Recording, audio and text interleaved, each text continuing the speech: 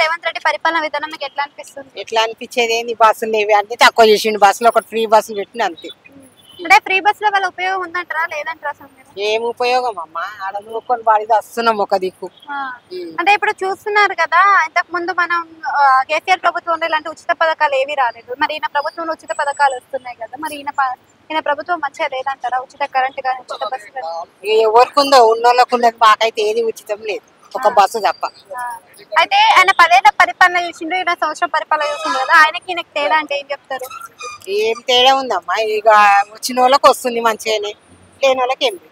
హైడ్రా అని ఒక సిస్టమ్ ని తీసుకొచ్చారు కదా, దాని వల్ల ఉపయోగం ఉందంటారా లేదా? ఏం ఉపయోగం, ఉన్నోళ్ళు పోయి ఒక ఇక్కడ వస్తుండ్రు.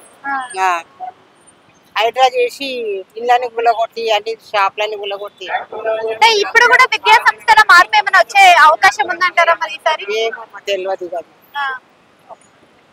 Thank you.